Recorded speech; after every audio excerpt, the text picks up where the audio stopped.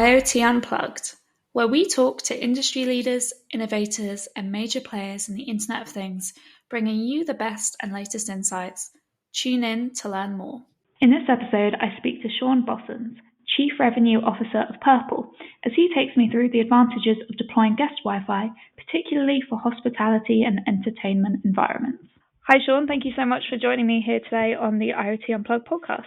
So Shaun, why don't we start with you telling us a little bit about yourself? Perfect. Yeah, I'm Shaun Bossons, so I'm the Chief Revenue Officer over here at Purple. So my team's responsible for everything from customer health, marketing, all the services we provide, and obviously working with partners and on the sales side as well. So my background, I've always been in commercial roles. In the past, actually, traditionally around software and mainly retail. But I've been with Purple for 5 years and I'm based in Chicago. So don't let the accent fool you. I'm originally from the UK, but I've been over here for quite some time now. Great. And so who was Purple? Yeah, so Purple started just over 10 years ago, and it was basically one of our founders. It was their frustration around kind of poor Wi-Fi in venues when you needed to be online, and that kind of kickstarted an idea. And obviously since then we've evolved quite a lot. We support around about 350 million unique users around the world now, so 25 billion visits. So Wi-Fi has become a really integral part of kind of our world. And we focus on two main areas. So in the first, it's around guest Wi-Fi. So if you imagine walking into a restaurant and you want to get online and you connect to their Wi-Fi, it's at that point where kind of Purple kick in. So you might enter some information like your kind of preferences, social media, email address, and based on that information, our solutions allow the venue to kind of engage with you, interact with you on a more personal level. So instead of getting generic offers that you see today, you'll get more personal, tailored offers that kind of meet your needs. So hopefully that creates a much better experience for you and provides the venue an opportunity to drive revenue and loyalty with their guests.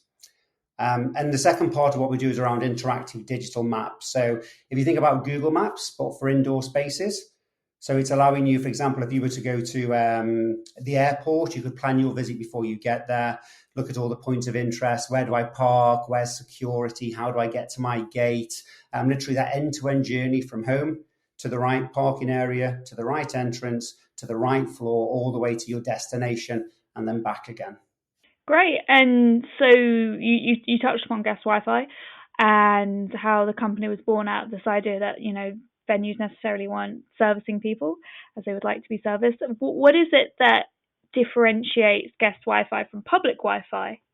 Yeah, so guest Wi-Fi, if you think of it, it's kind of a more controlled, it's a more secure environment for the visitors in that venue. So this is typically what you would find in a restaurant or you'd find in a venue where quite a lot of people go to. So you might use your social media account or your email address to log into the Wi-Fi, which means it should be secure then, and your data should be protected. Whereas if you look at public Wi-Fi, these are more kind of open, accessible networks. So they introduce security risks. So this might be something you find in a city centre where you've got simple guest Wi-Fi where you might, public Wi-Fi where you might log on. You just look at the name of the Wi-Fi, you get online straight away. So it's nice and easy, but that connections, you pay for the fact that it's a much higher risk because that network's open. So guest Wi-Fi, especially in this day and age, it's all around security, reducing liability, professional, consistent experience, whereas public Wi-Fi is a little bit more kind of risky.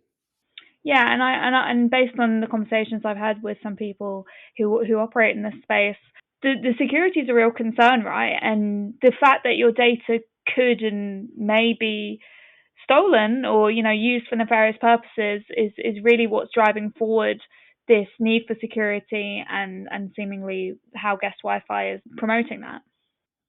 Definitely. I think the more we expect a connection, don't we, when we go anywhere? And we always know sometimes that we have to share data in order to get something back again. And, users are willing to do that. But the more data we share, the more nervous we become. So it's really important that network, that Wi-Fi approach, it has to be scalable, but it has to be secure. Because every time it's not, you're introducing liability and that impacts the brand. And you see all the time these cases around the world where you're seeing breaches and you see these things around kind of like huge fines for loss of data or, the incorrect sharing of data. So, yeah, security is more important than ever when it comes to using data to engage, in a personal way. Absolutely. So why don't we take a step back then and talk a little bit about the state of the guest Wi-Fi market currently? From your perspective, what are the main drivers of growth that you're seeing? Yeah, so guest Wi-Fi, it seems to be a really robust market right now. I'm seeing growth globally, which is obviously a really good thing. I think that's because guest Wi-Fi has evolved. It used to be provide internet access, simple connection, whereas now I think a lot more venues, a lot more brands are seeing it as really a tool to engage more, collect data, like we just talked about, and that creates a whole level of analytics then that they can use to hopefully tailor engagement and improve experience. And because of that, like you mentioned, we're now seeing a lot more focus on security, data privacy, and compliance. So it's finding that balance between really using Wi-Fi as a new digital tool for marketing versus not introducing risk into the business. And if they do that well, that's why that market is growing significantly. I'd say the main factors around growth right now are expectations of connectivity. So if you think when you're online, you're used to a very specific way of driving a tailored experience. People use cookies, they understand who's on which site and which page and how long they dwell on a page. All of that analytics is now required in a physical space. So that means more and more data. But if you can do that, you can engage much more. So I think with Wi-Fi becoming a huge opportunity for verticals to truly engage with the people in there, which drives loyalty, increases revenue, and makes sure people are happy, that means the market will grow. But once again, you've got to make sure you address that liability concern. And I think the expectation for connectivity is such an important point. I know with a lot of businesses, it will always come back to customer experience. So the common anecdote of being on a train or being in a hotel and the Wi-Fi being rubbish and complaining about it is not something that businesses want. No, as you know, we're a very flexible world. Obviously, we're working from our homes today, but there's times I'm traveling and I'm working from an airport. I'm working from an Uber, or I can be working from, from kind of a lounge area. And every time we do that now, because we work on the move, we expect connection. And I think it used to be a kind of a nice to have, good connection, whereas now I think it's almost a taken for granted. And we've got lots of data and research where venues don't have Wi-Fi versus those that do. They start seeing much higher levels of satisfaction, and those guests will come back more often, spend more, and drive that loyalty, right? So Wi-Fi truly has become a really strong part of that toolkit for a venue or a brand. Definitely. And so in a similar vein, what are some of the challenges or issues you're seeing that might be impeding further growth? Yeah, we touched on kind of, it is a market in growth, but I think it could be even faster in terms of how it's expanding. The main kind of areas that would be considered challenges, I think, are around what we touched on around security. So we know we need to capture data. If you look back many, many years, loyalty programs are all about capturing data, understanding how you shop, your basket analysis, or are you a great fan? Are you a regular traveler? So all this data has been kind of top of mind for a long time. The difference now is we're using that data to connect with people whilst they're somewhere. So we can actually understand that that person's in a venue, what day of week it is, what time of day, how long do they spend there, how much bandwidth are they using. So the more data we capture to create tailored engagement, the more risk there is of storing that data, especially when it's personal.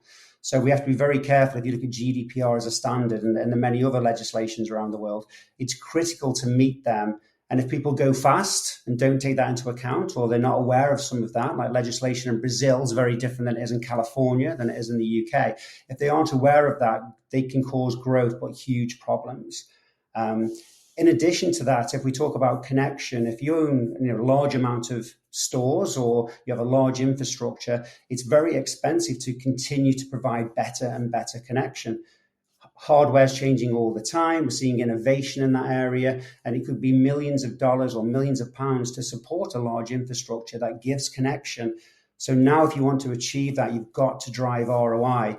So I think if you manage to scale, you keep liability, top of mind, and you reduce risk, and you give the ability to kind of like create ROI for large infrastructure projects, that will continue the growth. But they could be hurdles for now. And presumably for your customers and for other venues, guest Wi-Fi and Wi-Fi are viewed as investments. So it's something they have to invest in. It's just a case of, as you were just saying, what the ROI is. Yeah, exactly. It's a really interesting point that we actually get involved in some projects that can be in the tens of millions of pounds because it's a large infrastructure change.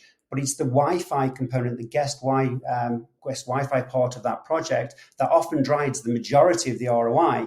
So although sometimes we're a very small part of the cost, it's actually what we do that drives the ROI for the larger infrastructure project. And that's why we have great relationships with partners all around the world who they're trying to drive these huge projects, but they need somebody like Purple to help build those business cases, help show that connection isn't just a cost center. Actually, connection drives potentially huge amounts of revenue for that business. With everything that we've spoken about, Shaun, how would you characterize Purple's approach to the market? Yeah, it's a really good question because we've actually changed over the last several months in the way we approach kind of guest Wi-Fi in the market, and often guest Wi-Fi can become quite technical. As I mentioned, it can be attached to an infrastructure project, and a lot of times people in the industry are talking that kind of technical, that kind of hardware messaging. So you might take an example. We met a digital marketing person quite some time ago at an airport, and we kind of asked them the question, well, how many access points do you have? Because that's traditionally how guest Wi-Fi is thought about, and that person just didn't know. We had a blank expression. So when we've changed our narrative over the last several months, we now talk about what matters to the business user because they're the stakeholders, they're the ones driving the use case. So when we talk to somebody in an airport, we want to talk to them about how many passengers go through your airport a year. If we're talking to healthcare, it's about patients, stadiums are about fans. Those conversations, that language resonate much better. So we literally pivoted away from kind of technical AP access point based pricing, and we moved to venue based business case pricing. And also guest Wi-Fi can be quite confusing. There's lots of different modules that do lots of different things. We kind of consolidated that to actually solution packs. So we now know if this is a key use case, like the number one use case in guest Wi-Fi is capturing first party data. So you can use that data to engage in a much more personal way. If that's the main use case, we created a toolkit, a sales pack around that. So you're not buying anything outside of what you truly need. And I think, speaking from experience, the IoT industry is full of technical words, jargon, and so for those who aren't working in it, there can be an element of being lost in translation. So it sounds like to do that translation work for your customers and to have those solution packs that have kind of already done the legwork for them is working really well for you guys.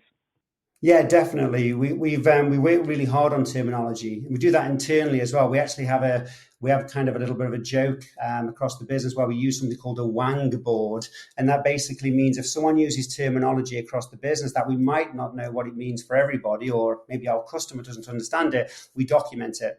So we can avoid that. But we also make sure that we do change our terminology depending on the audience. So if we met today with a potential prospect, but it's an IT-led stakeholder, we talk about different language. We talk about making things scalable, secure, reducing liability, making sure they can trust that network to deliver what it needs to deliver. If that person was a business stakeholder and they're around guest experience, we're talking their language. We're looking at NPS scores. We're talking about how we engage with their guests within the venue. So terminology has become extremely important to get that right.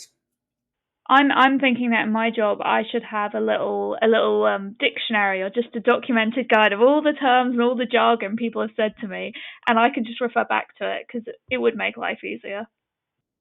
And the worst thing now is we create acronyms all the time, and often they're the same ones. And I was for quite some time I believed an acronym meant one thing in our business, and it didn't, because I've used that one before in other roles, right? So it's also you can make a presumption that can make you look quite silly if you're not careful.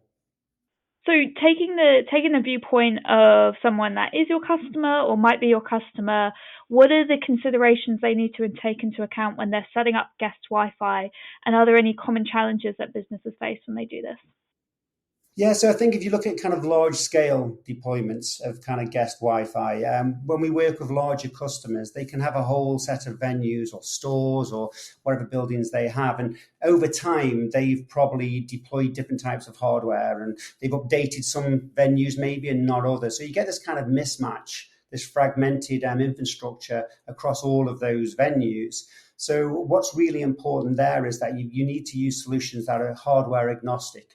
So if somebody uses one hardware brand, but then in another store there's a different type, your Wi-Fi guest Wi-Fi solution needs to be able to run across all of that. Because if it doesn't, you won't get that consistency. You will have risk. You get this almost like this decentralized approach rather than focusing on one centralized approach that gets the same across every venue. So you have to be really careful to make sure you can deliver across, that fragmented type of infrastructure. Also, you need to have the ability to scale. So guest Wi-Fi in one or two venues is relatively straightforward, but as you start to increase it across a larger estate, you want to start having the ability to tailor that message to the end user. So maybe if I'm in one store where it's a certain day of the week, certain time of the week, they might want to look at me as my gender or my age or my preferences and offer me a reward. Whereas maybe you go into a different venue and they want to tailor something differently for you. So there's nothing worse than going to, for example, a restaurant chain and you get an offer for the latest steak sandwich and you happen to be vegetarian. So scalability isn't just about how many deployments you can do, but also the ability to be flexible enough to offer those personal rewards to every single user. So scalability, being able to be agnostic in terms of hardware, all of those things allow you to scale and obviously to make sure you deliver the results across all of your estate. On a similar note then, what are some of the opportunities for those who are looking to deploy guest Wi-Fi or already deploy it, looking at retail, hospitality and travel? Yeah, three great verticals that we work with on a daily basis. And if you look at retail, for example, brick and mortar retailers, the ones that we used to go in to visit, they're dealing with a very different, a very evolving customer expectation. We as consumers are very much used to shopping online. And we're very, much used to the fact that that's tailored to what we want. It's easy to navigate, whereas going to a store can be a little bit different. So we have an expectation now that they need to meet. So if they don't know who I am in their store, how can they meet that? They know who I am on their website usually, so they can engage, but in the store, they've got to be able to do the same. So if you provide guest Wi-Fi, it allows the retailer to create a connection where they can engage with the customer at the right time, just as you would expect on a website. And they can recommend things like their loyalty programs. They can educate on services like pickup, which is obviously something brick and mortar retailers are doing now because convenience is required because we're used to things like Amazon. So all of those engagement pieces for a retailer need to happen in the venue, in the store. And if that can happen, then retailers can really, truly create great relationships with their customers. In terms of hospitality, slightly different. When we go to restaurants and bars, rewards tend to be top of mind. So, you want to use Wi-Fi to be able to continue that marketing approach as part of your toolkit of how you digitally engage with people coming to eat at your restaurant. And we had a great example in the UK. So in pubs in the UK, I think it's always good to use a UK pub reference. There's this concept of the battle for the first drink. So whichever drink you buy first, you typically might stay with that drink. So all of these different beer or drinks manufacturers want you to buy theirs first. So what we saw as an example is a beer manufacturer used guest Wi-Fi to provide a free pint if you signed up for the Wi-Fi. So that means that the beer manufacturer kind of won that battle for the first drink because that's where you started. The bar was able to capture great data from that guest who was there, so they could market to them in the future to get them to come back. And of course, the customer got a free drink. So everybody wins. That's a really good example of how guest Wi-Fi can drive change in hospitality. Yeah, and I was going to say it's a very clever way of doing it too, because like you said, everyone gets a good result. Are there any other real world examples of where guest Wi-Fi has been deployed that you could share with us? Any that have maybe stuck out to you? Yeah, definitely. I think the ones that obviously we touched on a few, and I think the ones that really resonate tend to be the ones that truly help the end user. So they have like a human kind of benefit to that. And we've got a few examples, like for example, in healthcare, we've got customers where the patient logs into their Wi-Fi when they walk into the hospital. They might answer a couple of questions about their age or about their gender. So nothing personal, nothing confidential, but just some very simple questions. And when they answer them, it means that we can then tailor that welcome message. And this could be something critical. So for example, it might be an opportunity to remind an elderly patient to book their flu shot whilst they're there. And it's those little examples that really drive a human benefit, whereas they might have forgotten. Things like airports as well. If you land at an airport and maybe you're on a business trip or on holiday, you want to be treated in terms of why you're there. So you want all that information to come to you in your language straight away.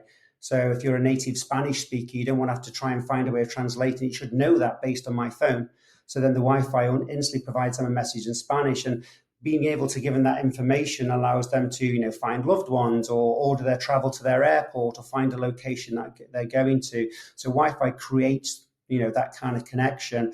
Another good one we saw recently as well was we see some company using Wi-Fi to create great engagement, make sure you have a wonderful experience in the venue, but then also use that opportunity when you're happy to ask for donations if you're available, if you're willing to provide a small amount to their organization. And donations have become lifeblood in some verticals. For example, museums.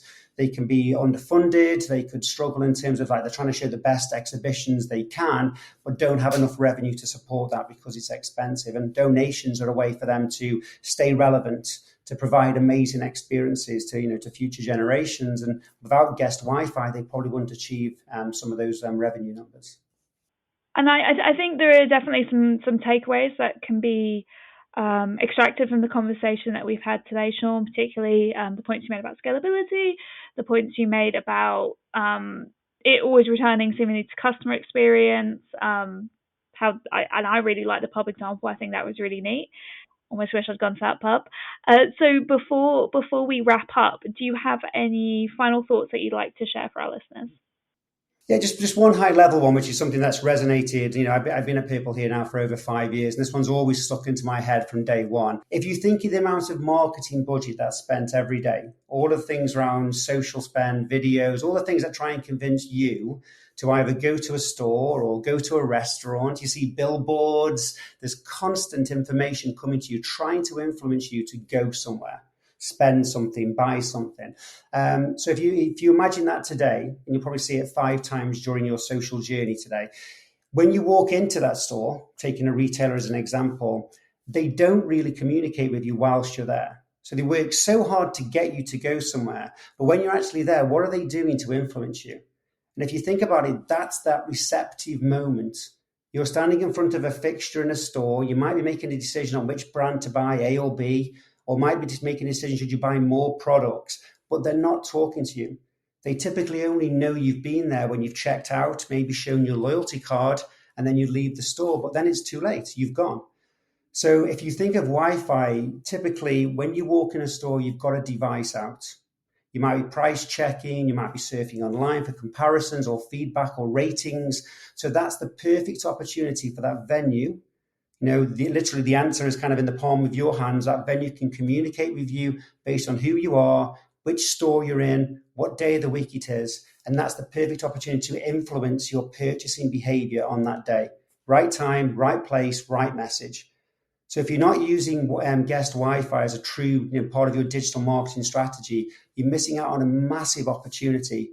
You're spending your marketing budget trying to get people to go somewhere and then not engaging with them on a personal way. So if you're not, I'd suggest looking into how guest Wi-Fi can help drive that engagement to your end users. Great. Well, thank you so much, Shaun, for joining me. My pleasure. Thank you.